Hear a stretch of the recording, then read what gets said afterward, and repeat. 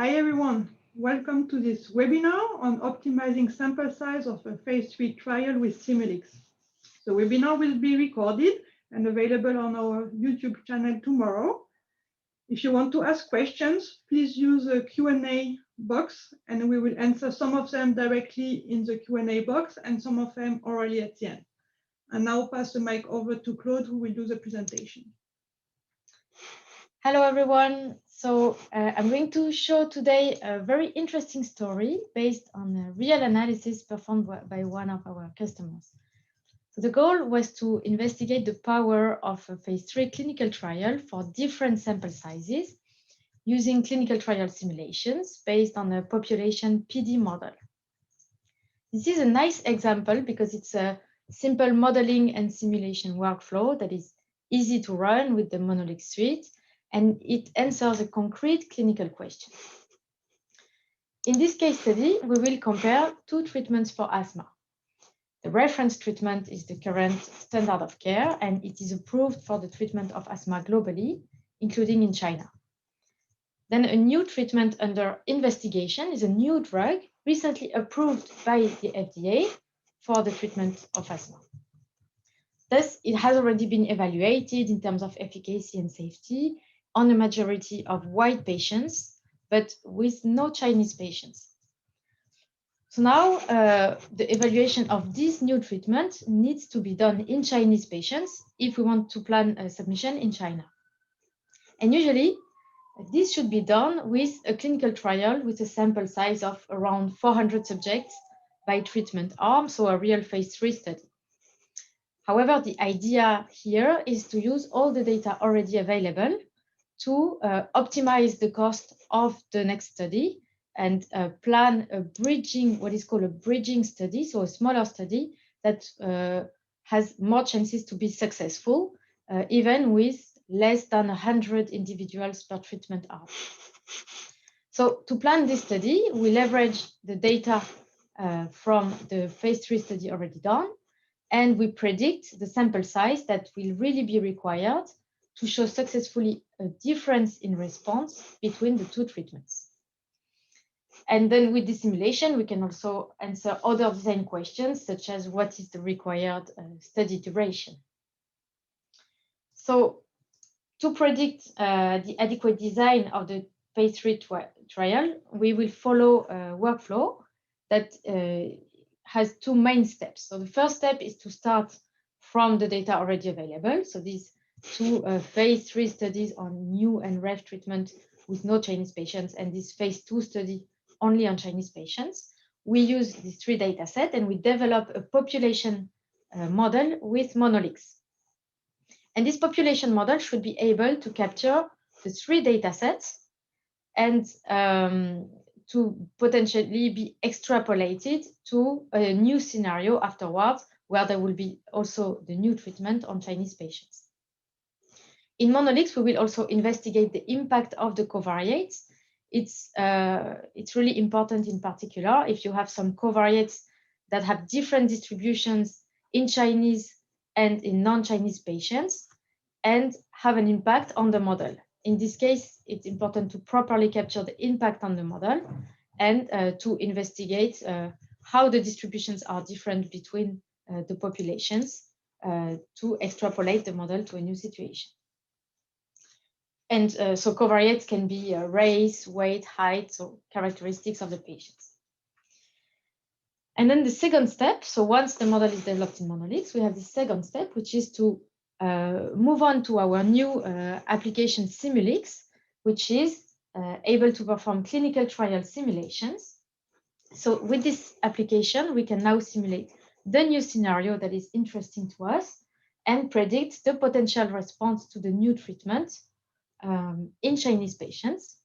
And we will also use Simulx to find which sample size is required for this study to have enough chance to be successful. As this type of bridging strategy is quite new, we hope it will enable us to design a bridging study with lower sample size than a typical 400 patients per arm, but at this point, we do not really know if it will work. So before going on, I just would like to give a few words to remember everyone what clinical trial simulation is exactly. So clinical trial simulation is an abstraction of this clinical trial process that is based on a longitudinal model.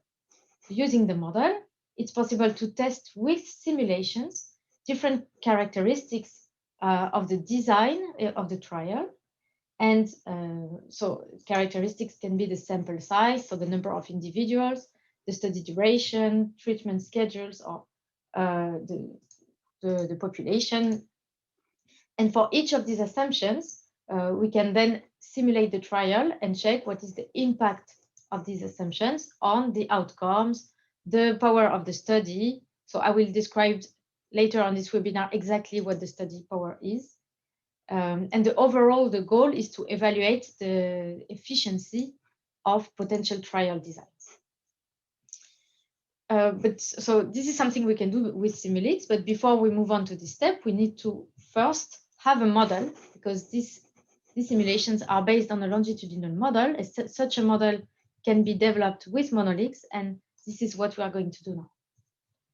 So let's start with the first step, estimating a population model with Monolix. And for this, I will first present in more detail the data that was used. So the measurements are this forced expiratory volume, which is the maximum amount of air that one can forcefully exhale in 1 second. And so these are the measurements, and it was measured in 4 studies. So we have 2 studies from phase 3, which are comparing the 2 treatments and placebo.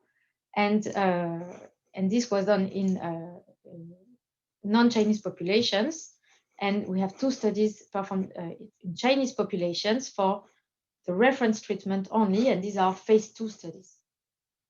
And we also have many covariates that come with the datasets.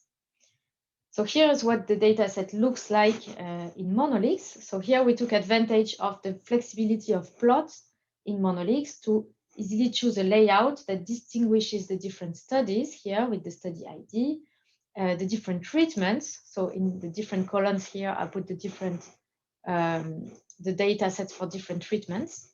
And with the color, you can see the different races, so white, other, and Chinese.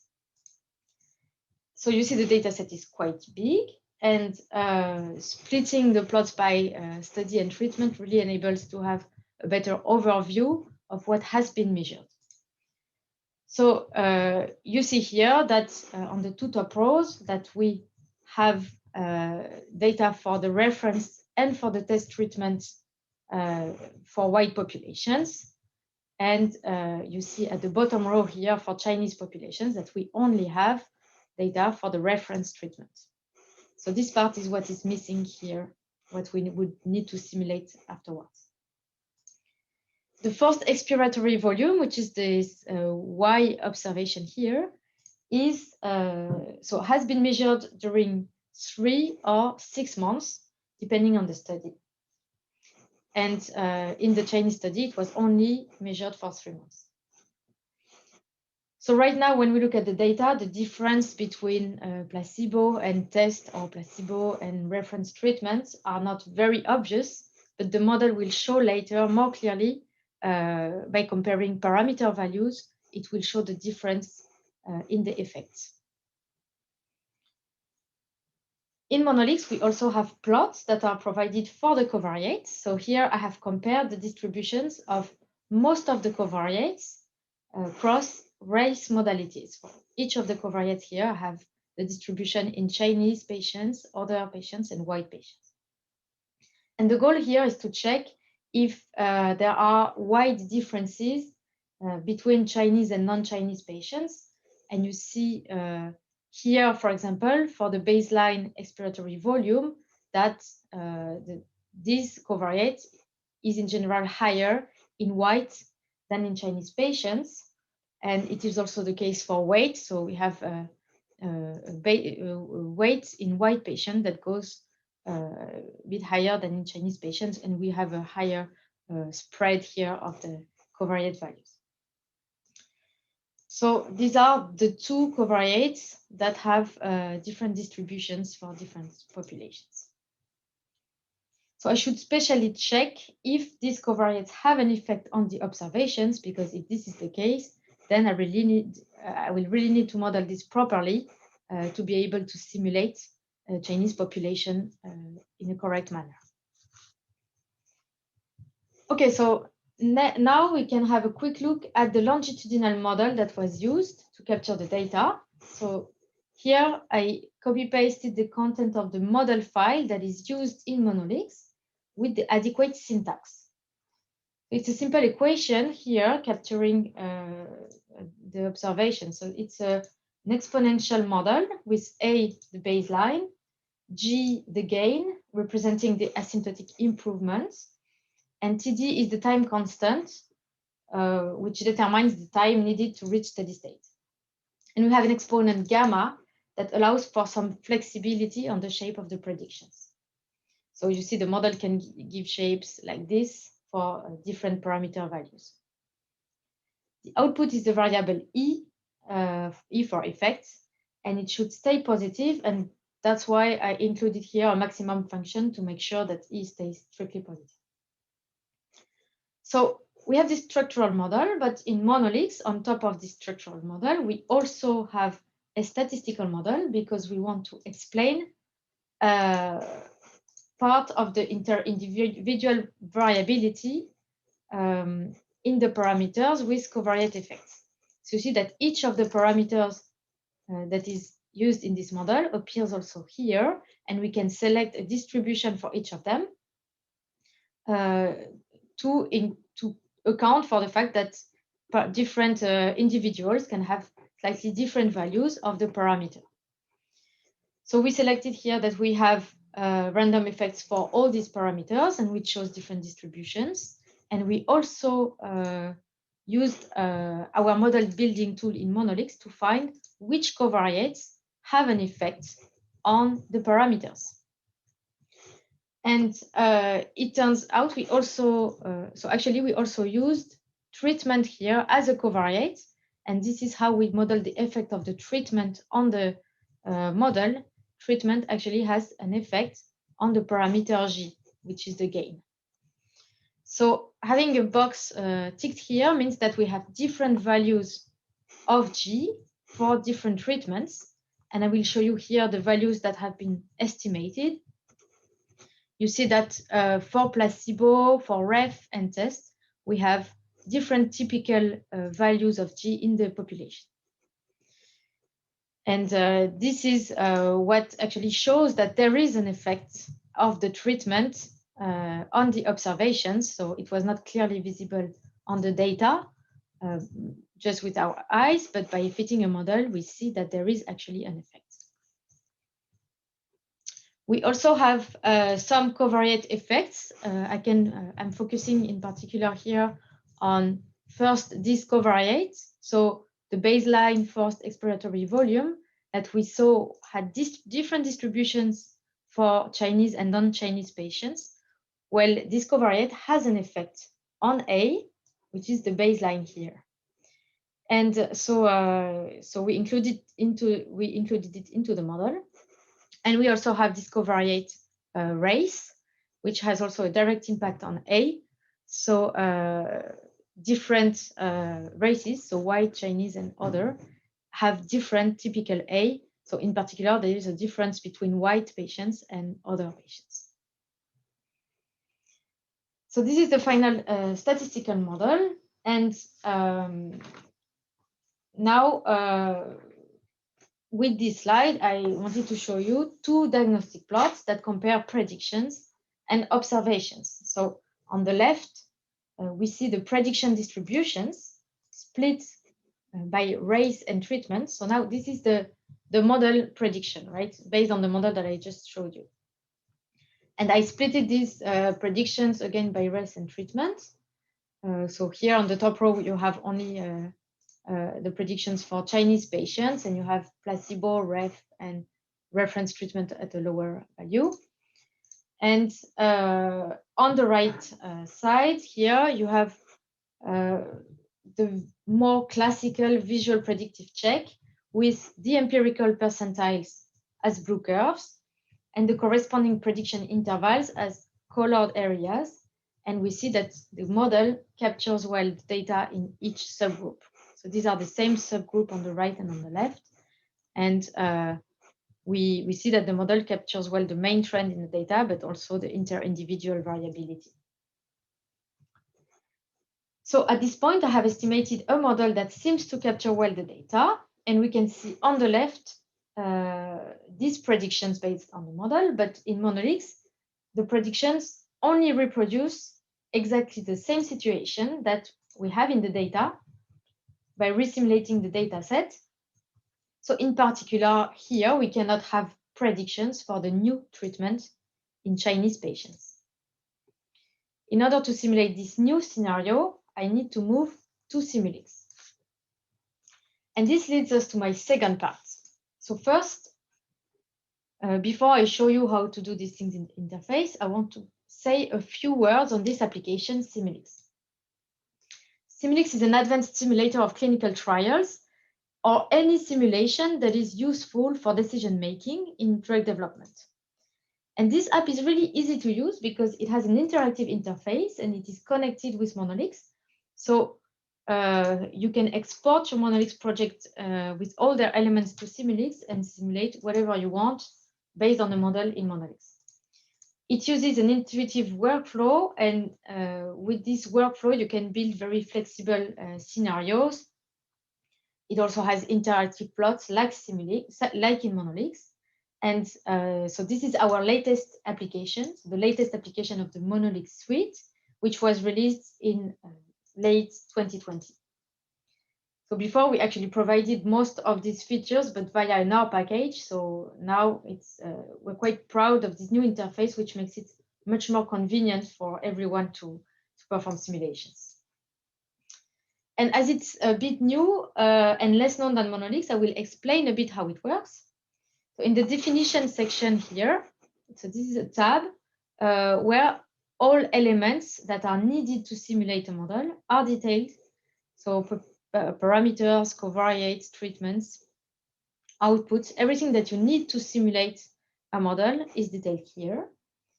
And you can either define it yourself in Simulx or you can import it based on a Monolix project.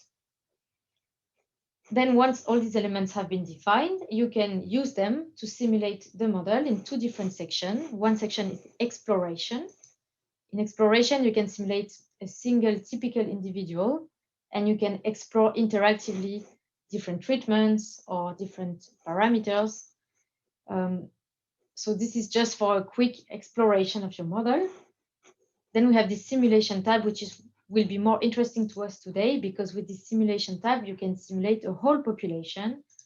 And this way you can simulate a real clinical trial with several simulation groups. You can post-process your outputs, and you can also get interactive plots. So I will show you now how to use this simulation section to simulate the phase 3 clinical trial. In this section, we will simulate and analyze the trial in 4 steps. The first step is the simulation itself. So the elements that are used for the simulation need to be chosen carefully. So first, we have a population of Chinese patients. So for this, I will need to choose appropriate covariates that properly simulate the Chinese population. I have to set a sample size. So I can start by choosing a sample size of 75 to see if this is sufficient, and then I can increase it later. And I would like to select 2 durations of 3 months or 6 months to see also what would be the most convenient for us. The second step will be to use the simulation outputs to post-process them and get a quantitative result. So in this case, the outcome would be the change from baseline of this post-exploratory volume at the end of the study. And the endpoint is the mean change from baseline over all individuals in each arm.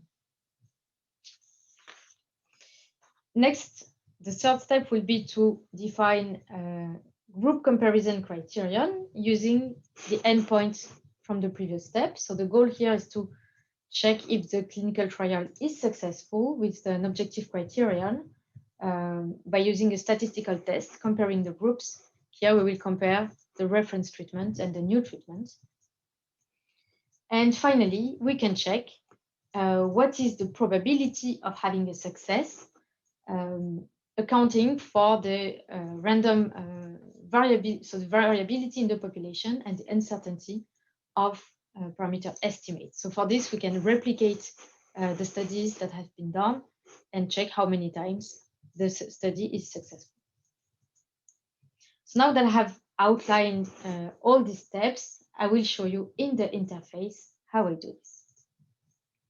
So I start from my Monolix project. This is the project that I presented on the slide. So I have the same model that I showed you, the exponential model written in MLXtran syntax. I have also this data set here that I presented to you. I have the statistical model. So this is exactly what I have shown you on the slides with the covariate effects. And as this project has run already, I have results. And in particular, I have population parameters which have been estimated. So all these betas are the covariate effects. I have values for G, TD, gamma, which are the typical value in the population. I now also have the standard deviations of the random effects. I also have an error model parameter.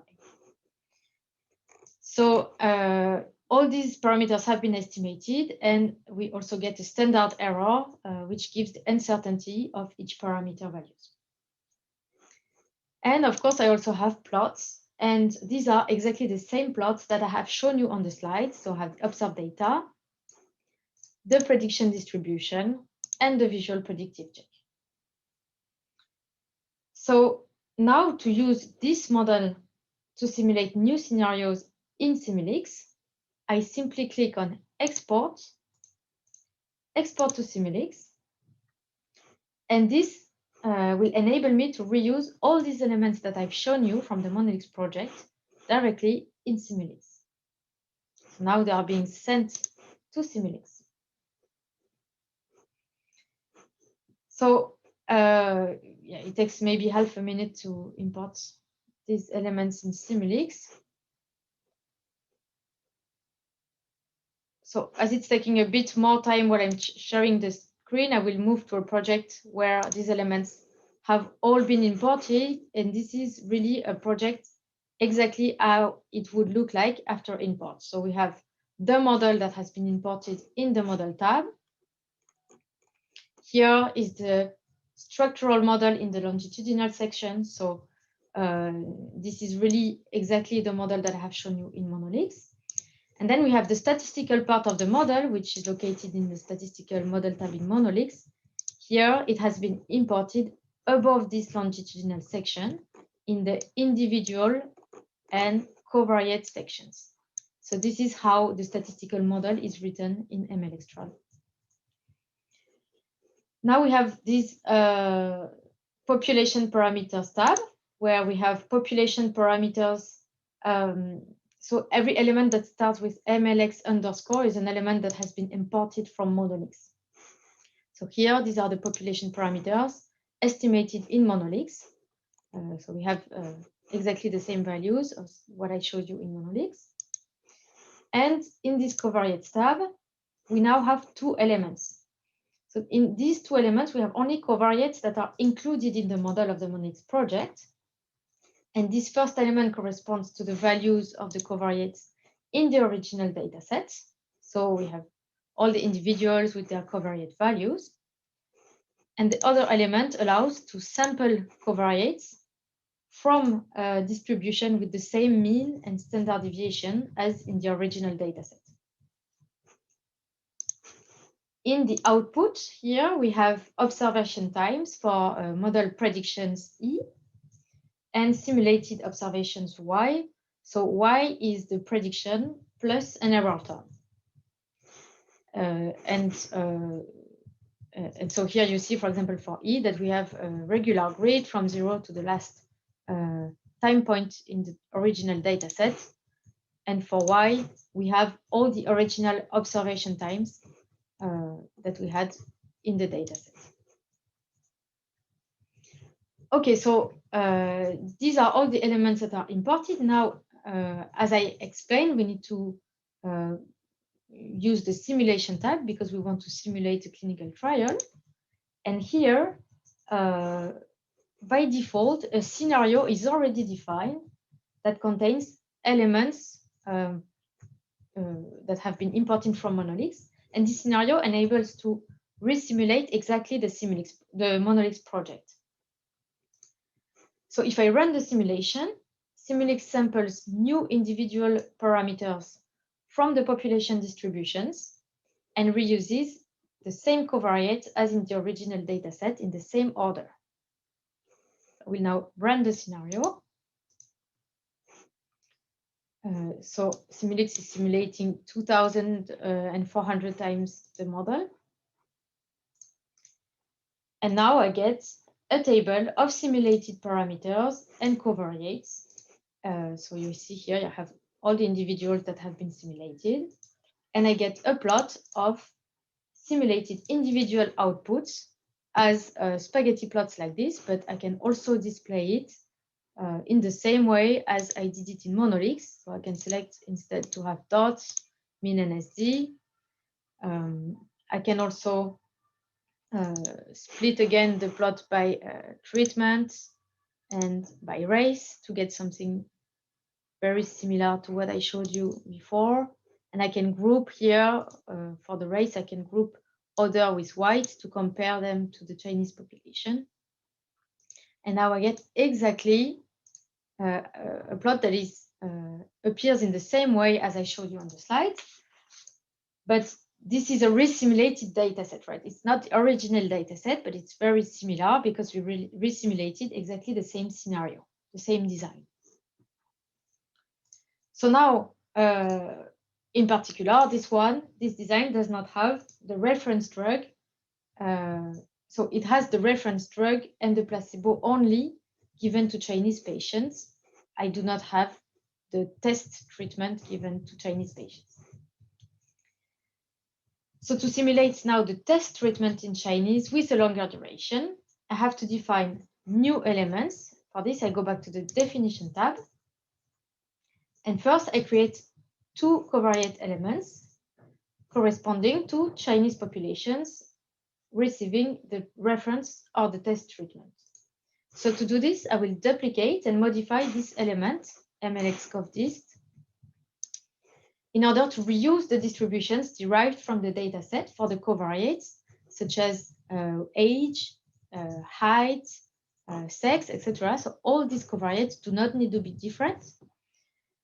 The distributions need to be adjusted for the covariates that are different in a Chinese population. So remember, we had this weight, which has a slightly lower mean and lower deviation in Chinese patients. And we had also this baseline for forced expiratory volume, which has a lower mean and lower deviation. So it's important to change this to simulate the Chinese population because these covariates have an effect on the observations. So now for treatment and race, I will change completely the distributions because I want to have only Chinese patients. So I set a probability of 1 here to have Chinese patients. And I want to give them only, so for this element, I will give only the reference treatment. When I tick the boxes here, it's just auto-filling the probabilities. And I need to rename this element. So I will call it, so I gave the reference treatment, so I will call it ref Chinese. So Chinese population receiving only the reference treatment. And I will duplicate this element again to do the same thing, but for the test treatment. And then I will be able to compare these different elements in the simulation tab when I simulate this new scenario. So I need to have here a probability of 1 to have the test treatment for this new element. Okay, so I have new covariate distributions. Okay, so now I need also to define a new simulation output, because I remember I would like to check not only the 3 months, but also the 6 months. So I want to have a study duration of 3 and 6 months. So I create a new output element. I base it on the variable y, which corresponds to observations with a residual error. So if I wanted to have a smooth prediction instead, I could choose here E, but I want to have a realistic clinical trial, so I keep Y. And if I wanted to have dense measurements, I could create a regular measurement time grid here. But actually here, I just want to focus on the change from baseline at the end of the study. So I limit my grid to 2 time points, time 0 and time, so 0 for the baseline and 84 days for the end of a 3-month study. And I will call this element FEV1 3 months for the expiratory volume at 3 months. So I duplicate it to create another one at 6 months instead. And this way I will be able to compare two scenarios with 3 or 6 months study. So this would be 168 days. Okay, so now in simulation, I can select here the elements corresponding to the phase 3 trial that I just defined. So I start with a sample size of 75 patients only per arm. I select here the output that I define, so FEV1 at 3 months and at 6 months. And to compare the covariate elements for ref and test treatment, I create 2 simulation groups. And I split these elements, so the covariate elements would be split among the 2 groups, and the other elements are shared between the groups. And I want to give to the first group the reference treatment and to the second group the test treatment. I rename the groups ref and test.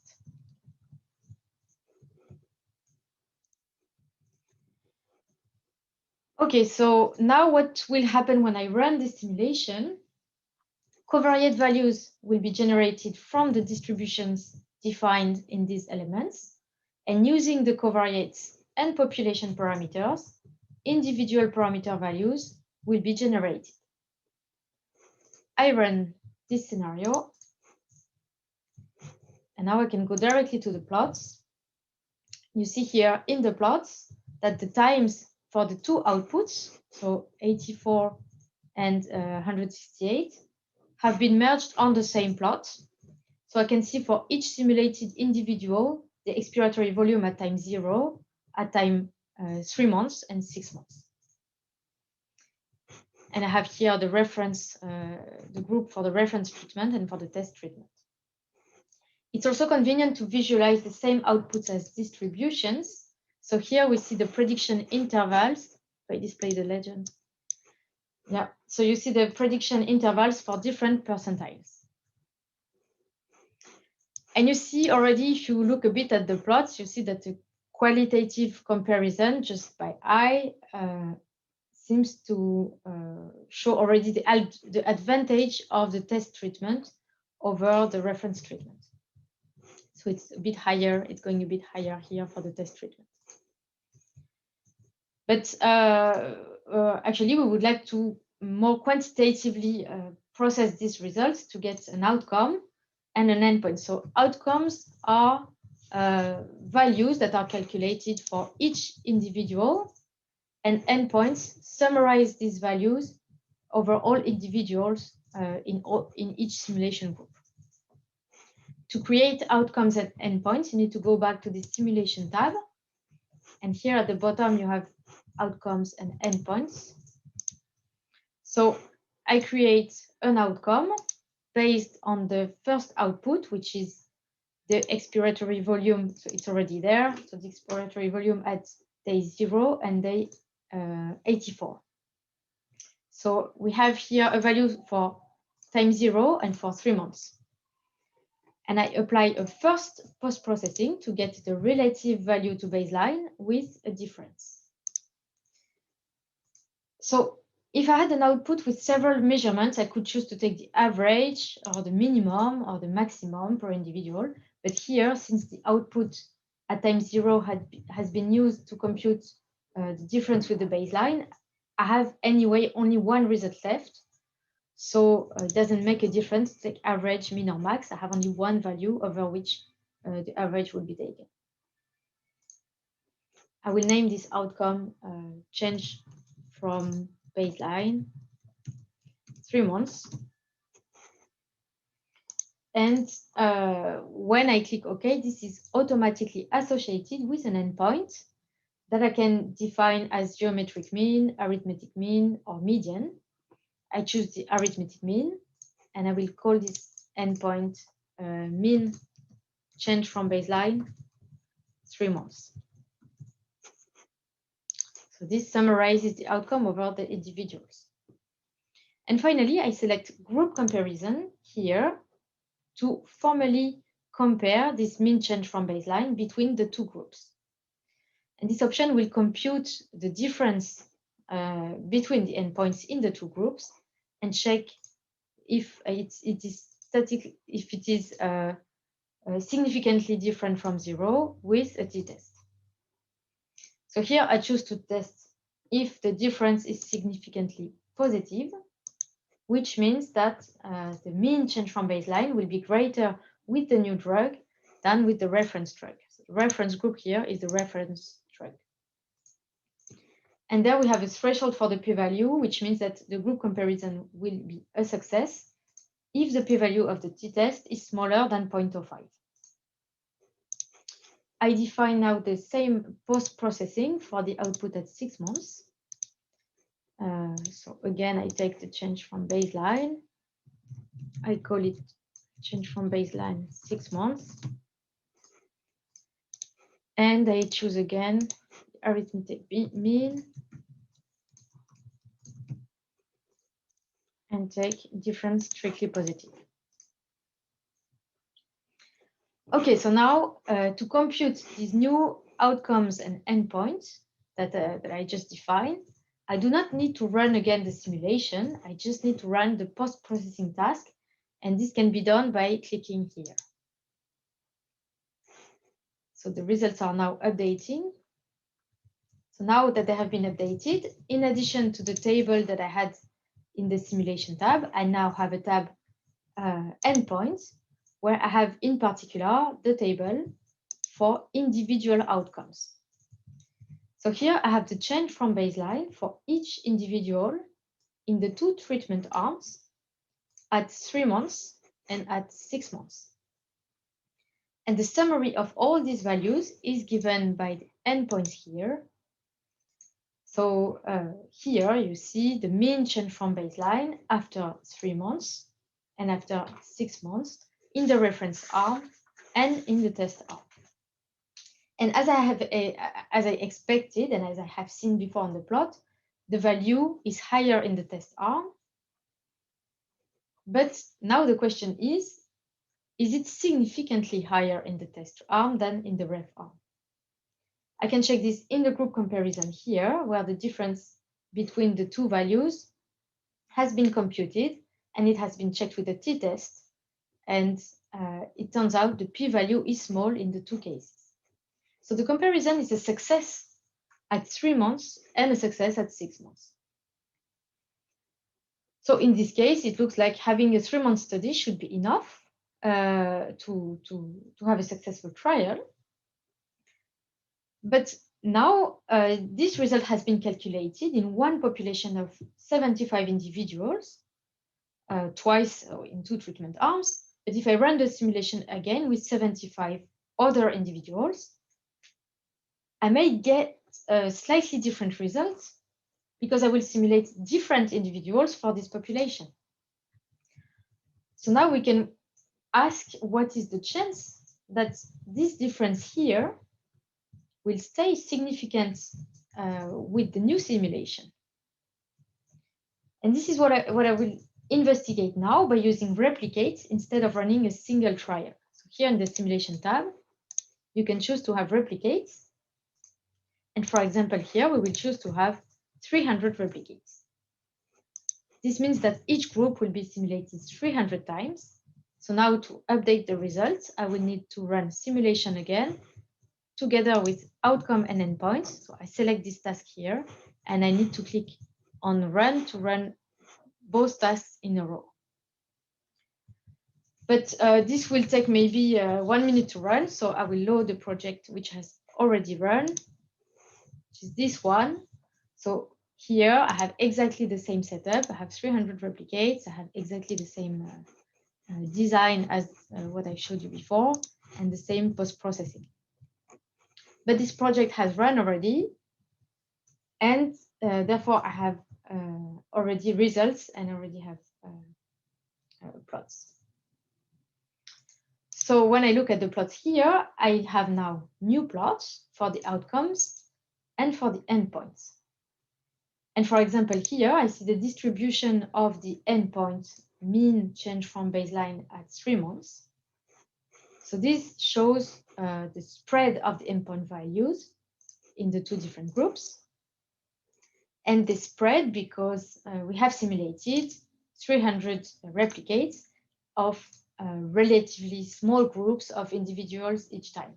So depending on the individuals that have been sampled for each simulation, I can get a clinical trial with a mean change from baseline as low as 0.2 in the reference group and as high as 0.45. So it's quite a big difference. And this can vary also for the test treatment. So for each replicate, I can actually do a t-test to check if this mean change from baseline with the test treatment is greater than the one with the reference treatment. And this is done here again in the results in the group comparison. We have a test for each replicate that was run. So we can see here all the differences in mean change from baseline. And if each test is significant, then the clinical trial is successful. Otherwise, we have this cross. So for the two types, so for this endpoint at 6 months and the one at 6 months, so 3 months and 6 months, in both cases, I can check how many times the trial was successful. And this gives me directly the power of the study, which is the probability of the trial to be successful. This is done here in the summary tab. I get, so I see that the probability to see a significant improvement with the new treatment is 79% for a 3-month study. And this probability is 81% at 6 months. So this is already quite good, but we may think that 81% is a bit too low and that it would be more reasonable to have at least 85%. So I will need a bit more individuals in each treatment arm to have a more significant result. And to find the optimal sample size, so the lowest size that reaches a power of 85%, I could modify here the group size and run the simulation again and check again the power of the study, but doing this many times would be a bit tiring. However, we have a more convenient possibility, which is to use the Lixoft connectors, which enable to run and automate the full process and run it from R and run it in a for loop to investigate the trial design. So let me introduce you quickly to how Simulx can be scripted in R. So we have these Lixoft connectors, which are functions that allow to run a project, Monolix, Simulx, or PKNX project from R. And we will use them now with the Simulx connectors to automate the workflow and investigate the sample sizes.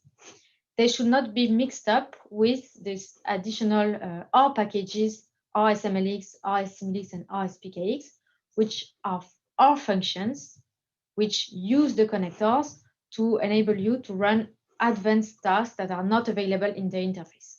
So the difference is that the Lixoft connectors, in the Lixoft connectors, every function corresponds to a click in the interface. So here is how I use the Lixoft connectors to simulate my trial with many sample sizes. And I show here just the beginning of the script, but what I do afterwards is really exactly the same post-processing that is done in the Simulx interface. So so it's really just these few lines that are needed to run the project in a for loop with different sample sizes. And the result here is a plot generated with R. And you see that if you have a higher sample size, then of course the difference between the two arms is more statistically significant. And also if you increase the duration, you also have more chance to have a significant difference. So all this is summarized in this plot here that shows the power of the study versus the sample size for an endpoint at 3 months or at 6 months. And in order to get an 85% probability of success, we would need to have a group size of 80 individuals for a study of 6 months, and it would be 90 if the study duration is 3 months. So this is the main result here of this. So it's a big result, because actually it means that with only 80 individuals per arm, you will be able to have a successful trial, and you do not need so you can really decrease like this the cost of the study and avoid having a typical 400 sample size for such a phase 3 trial. So now this was a simple example because it was based on some assumptions for clinical trial simulation that are sometimes not true. So I wanted to just give a few details on how it would be also possible to simulate a more complex clinical trial. In particular here, the covariates have been described with simple distributions. It would be possible to just upload an external file to instead simulate sample covariates from an existing table and make sure. So the assumption when we use simple independent distribution is that first that the covariates are normally distributed, and also that they are independent and not correlated with each other. And very often this is not the case. So you may have a table available that you can use where the correlations are taken into account. And the second assumption is that the population parameter estimates are reliable, which is a big assumption and it's not always true in our case. So I will also show you how it is possible to sample population parameters from a table to consider uncertainty. So to consider parameter uncertainty, what you can do is load. So when you have your parameter element MLX pop that is used, you can define a new element of population parameters by having a set of population parameter estimates. So what I've done right now is really having a single set of population parameter estimates. And when I have this and I use replicate, what Simulx does is simulate really always the same population for each replicate. So this means that the individual parameters values will always be sampled from the same parameter distribution for all the replicates. But what I could do instead of defining a single population parameter element like this is use a distribution and give here a typical value and standard deviation for every parameter. In this case, a different population will be used for each replicate, and they will be taken, so they will be sampled from the distributions. And this way, I can take into account the parameter uncertainty. But we have also another option, which is to use an external table with several population parameter sets. And then each replicate uses one set of population parameters. And actually, this is a very interesting option because such a table can be easily created with our R package, RS Simulx. So remember, we have these advanced R packages for advanced functionalities.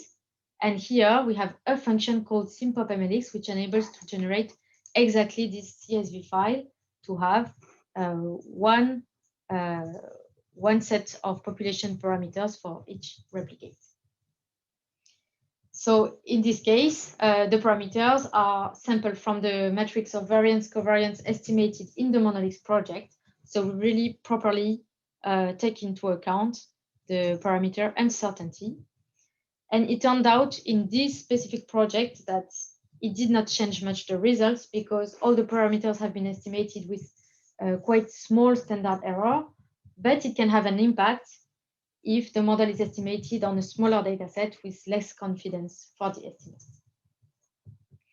Okay, so just to summarize quickly what I presented today. So the main result is that a sample size of 90 individuals per treatment arm is sufficient to obtain a successful trial.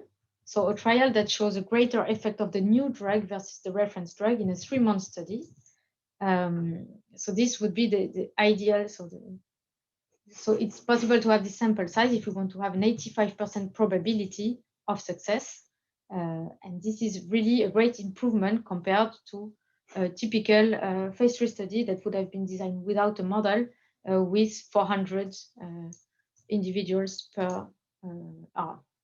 So this was made possible by first modeling already available data with Monolix, transferring it to Simulx with a single click and using the functions available in Simulx. So simulation groups, quantitative processing of outputs, quantitative ways of evaluating the trial success with statistical tests, and possibility to evaluate the power of the study and to automate the whole process with our Lixoft connectors. So thanks a lot for your attention, and I hope we have a lot of questions still to answer, so you can stay for the next minutes to listen the response to the questions that you had during the session. Thank you very much, Claude, for this very nice presentation. So we had a lot of questions on correlations between covariates and taking into account the uncertainty. So all these have been answered at the end of the presentation. So I will just consider the other questions. So the first one is, when you create a new output element, you have the choice between Y and E. What is the difference between Y and E? Okay, so let me just go back quickly to this output element so that it's clear for everyone what this choice is. I create a new output. Indeed, I have the choice between this Y and E. So this E is the output of my structural model, which means that it's the smooth prediction. So based on the values of the parameters, I will predict the value of the effect, which is the smooth prediction. And then I have the possibility to add measurement noise to this. So add a random number to simulate measurement noise, and then I would get Y, which is the noisy observation. So in order if you are not sure what is the smooth prediction, what is the noisy observation, you can always look at the model. And if you look at the output of your structural model, this is the smooth prediction. And the one that is below here, we define with a distribution, is the noisy observation. Great, thanks. Another question is about how to set up the simulation. In this example, we had the same number of individuals in each of the groups, but would it be possible, for instance, to consider a lower number of individuals for the reference group? So when I'm in the simulation tab here, and I define the scenario, I have the possibility to split any of the elements that are here in the shared group to between the groups. So in particular, it's possible to split the group size elements by clicking on this arrow and select, I can choose to have here 100 individuals in the reference group and 50 in the test group, for example. Great, thanks. A more general question about the use of Simulx. Now we have seen how to do it through the graphical user interface. Would it be possible to script everything you have done in R? Yeah, so this is something that was a bit that I showed a bit quickly at the end, but maybe it was a bit fast. So I will come back to explain this.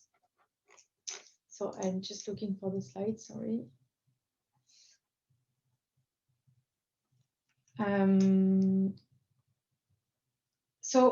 Okay, so to script Simulx in R, you have this package called Lixsoft Connectors, which is provided with the Monolix suite. So if you have the Monolix suite, it's installed with it. So if you go if you go to R and install this package, it will be recognized.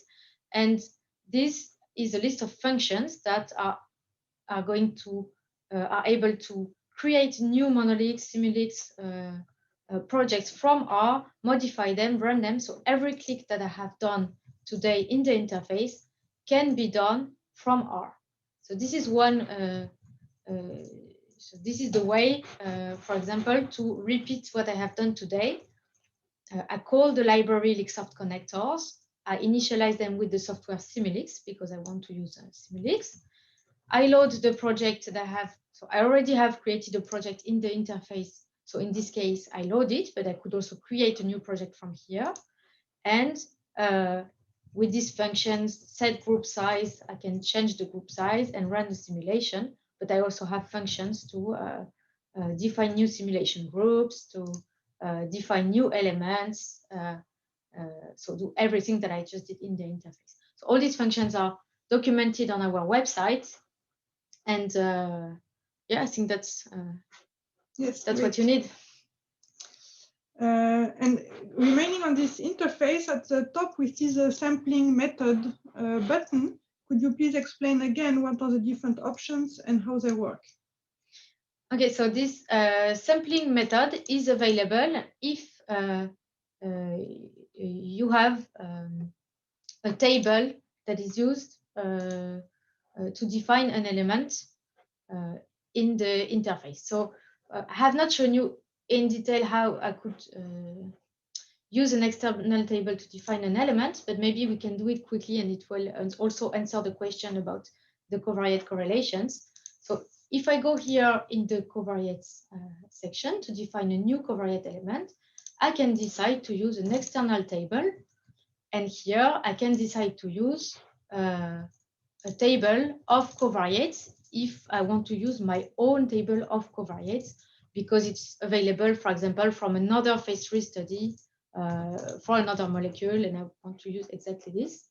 So I have this covariate table. When I define an element with an external table, I can always look at how the table looks like by clicking on View. So this is how the table looks like. It has different individuals, and then we have these different covariate values. And now I can select, instead of using distributions, I can select to use a table as an element for my simulation group here. And this is where the sampling method comes in. So in order to select which values will be used to simulate individuals, which values will be used from the table, I have the choice to keep exactly the order of the values as they come in. So the individual one will be simulated with the first covariate, with the first line, individual two with the second line, etc. Or I have the possibility to sample the table with replacement or sample without replacement. And yeah, and this is a very interesting option because it really enables it corresponds to bootstrapping of the covariates. And this is very useful because in this case, it takes care of complex distributions as well as correlation between covariates, etc. Okay, thanks. Would it be possible to simulate non-compliance? So in this example, we didn't have a proper PK model, but if we would have a PK model and we would define the treatment with dosing times and amounts, would it be possible to take into account non-compliance? Yes, so when you were, so here the treatment was defined as a covariate, but most of the time you define treatments with a treatment element that is applied to the PK model. And here is, so in the definition tab, if you want to define a new treatments, you have the possibility, it doesn't matter whether your treatment is a regular schedule or a single dose, you can always choose to have this non-compliance probability. So you give a specific probability to miss a dose, and this makes your trial more realistic. Thanks. And the last question we have is about how to model dropout. Would it be possible to simulate the fact that people are dropping out from the study over time? So again, no, actually, no. So that's really. So, I mean, it would be possible to extend your model to include a time to event model that would model the fact that people are dropping out. However, you would have to do a post-processing outside of Simulx to actually remove all the forced expiratory volume measurements happening after the dropout. Basically, you would have all outputs and the dropout time, and doing the post-processing to remove the outputs happening after the dropout time would have to be done outside of Simulx. But defining a time to event model to define dropouts with a shape that, with a hazard that can depend on the PD or the PK, this is possible, yes.